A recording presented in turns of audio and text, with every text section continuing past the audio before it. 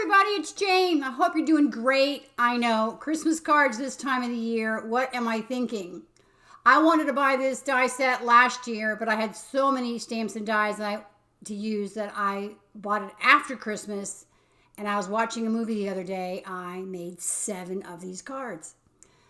I used DMC number 5, which is the thinner one. And they're very, very, very easy to make. And I will show you how I stitched them at the end of the video. So let me show you what I did. The purple tape is to remind me to keep my objects in the center. So I'm always going off the center of the camera. So here's one that I finished and made. I don't have the sentiment on it yet. I did cut all of these out with a My Favorite Things stitch rectangle. And I will link everything at the bottom so that you can go shopping if you'd like to.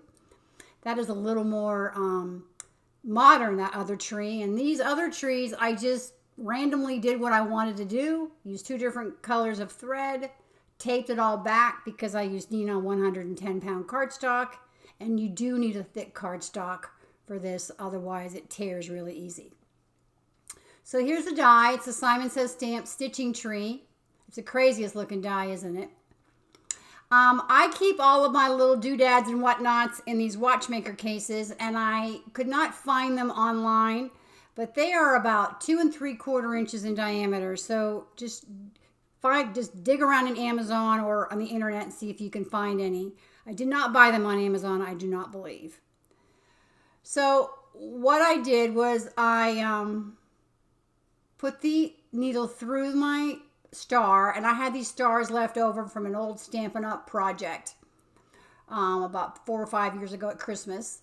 And then I'm going to grab the thread on the other side so it doesn't pull through. You got to have something for it to grab onto.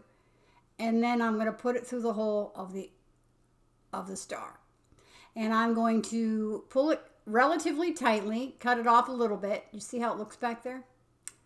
And I'm going to do my Girl Scout tricks, and I'm going to do a square knot, only for some reason I do my square knots backwards, and I do left over right and under, and then right over left and under. But either way, it works the same, and my fat fingers makes it difficult sometimes to pull it through, as you can see. Sorry about that, guys. You do get better with practice. This is my second one, I think. By the time I did 7, I was really, really good at it. And then I needed to have some Christmas balls on my Christmas tree. So I have lots of little things, jewels, as you can see. And I use my Nuvo craft adhesive. And I just put little dots of craft adhesive on my tree, just randomly. And in this particular case, I did all my reds first, then my oranges, then my yellows. And I do have another mix you'll see in a future tree that has some blues. I poured into this great bead tray, which I love, with my Crystal Catania. And one reason why I love the bead tray is when the beads are upside down, I can give it a little shake and they pop right side up. As well as I'll be able to pour that right back into the container. And I use Elizabeth Ward containers for these, and I will definitely link those down below because you will love those. Absolutely love those. And here you are, pouring it right back in, and I don't lose any, and they're not all over my desk. Well, unless I drop them, that is. So I'm speeding it up a little bit. It's the same thing. I'm doing the orange, and then I'm going to do the yellow, and we're going to have a finished tree. I do have some bubble wrap that I keep, and when I mail this card, I'll put a little bit of bubble wrap on top. It does create a little bulk, but at least the jewels won't be popping through and getting broken in the mail. And it's flexible, so I typically only put 1 stamp on. And here we go. And there's our finished tree. I just love it. I think it's just so fun, and it's one of the easiest things. Again, I made 7 cards, stitched them in about 2 hours. So I think that was pretty good as stitching a card goes. So here's the more modern one. Now these particular jewels they're raised on both sides, but there's more of a flat side and there's more of a peak side. So I tried to grab them all so that more of the flat side was down. And they're a little more translucent, so this gives this tree a little bit more of a modern look. And I will go and put the star on in just a second. And there's no rhyme or reason. You just kind of do it however many you want. till it looks good, till you feel it looks good. It's totally up to you because it's your card. As Jennifer McGuire says all the time, we are handmade, not Hallmark. And here's our little star. So I'm going to show you how to do this one more time. I'm going to put the needle through the star, through the front, from the front to the back, and we're going to grab a little loop on the back. Good thing I have that purple tape there, isn't it? We're going to grab the star on the other hole. Again, hard to find.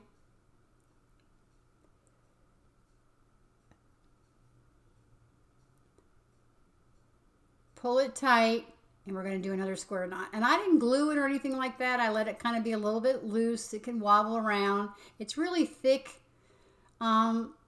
string, so it's not going to break off or come loose or anything like that.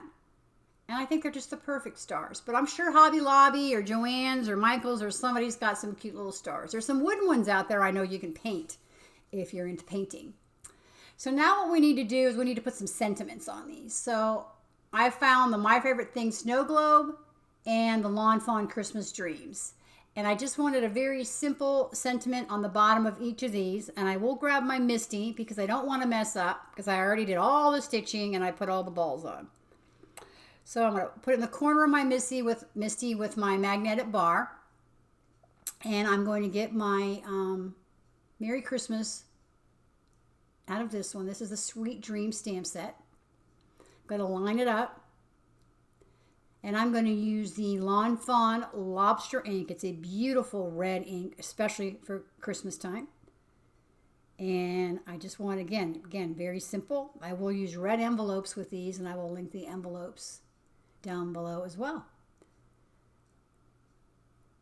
And the beauty about the Misty, if you don't have one, is that if you mess up, and for some reason I always rock with my wrist. I'm not sure why that is. If you mess up, you can do it again. Sorry about the head. Look how pretty that is. Now I'm not cleaning off my stamp before I go to the next card. So what I do here is I'll put my grid sheet on top. That way my card does not get dirty. I will put my bar below, underneath that, because I want to make sure it's still lined up because I just randomly die cut the trees. And sometimes you have to get your head right over the top to make sure that everything is lined up. And you can see the MAS is not stamped enough, so I did it a second time.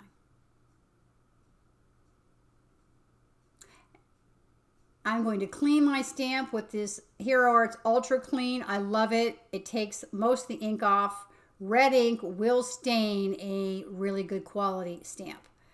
So if your stamps aren't staining with red ink, you don't have a good quality, and maybe you got yourself a knockoff somewhere. So I call this the more modern tree. I'm not really sure why I think that.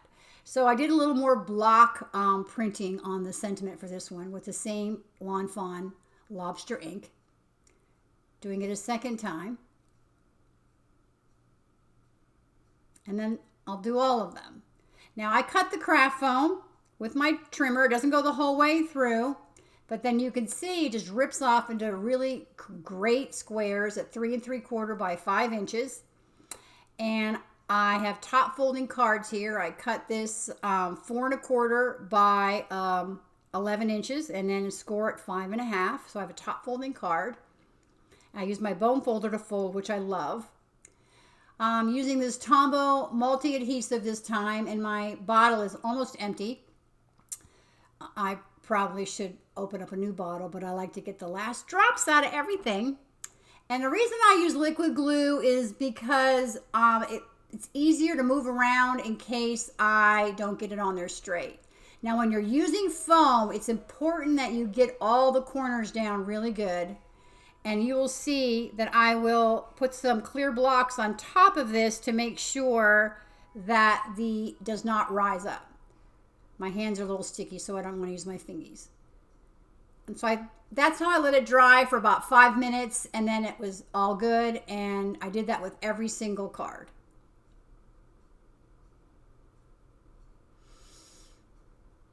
So here I want to show you now how I did the stitching. This is the die, and you can see there's still some of the holes are still full.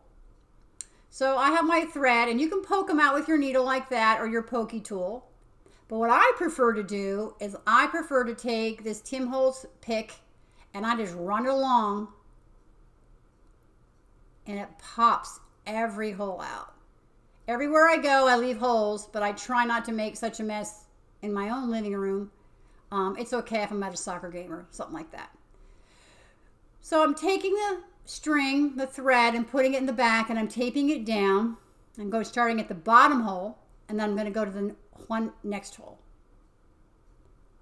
And then I'm going to go to the one above that, and I'm bring it back down into the same hole. And then I'm going to go to the bottom hole right there, above that one. So I'm just working my way up, and I'm going to go to the next hole up, and I'm going to come back to fill in. I'm going to go up to that next hole, fill it.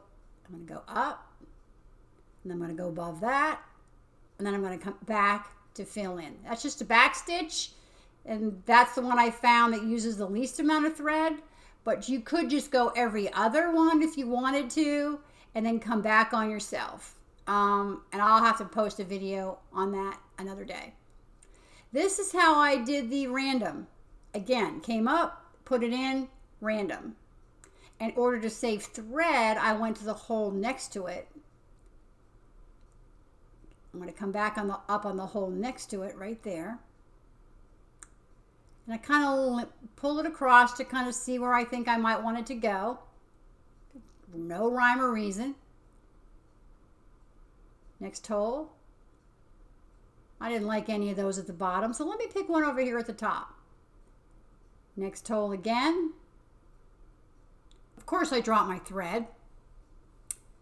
Next hole again, and I'm going to come across that way.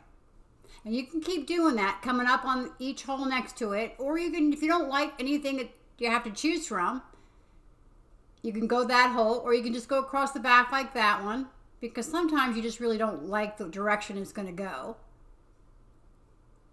And yes, you use more thread, but there's lots of thread, and thread's not that expensive.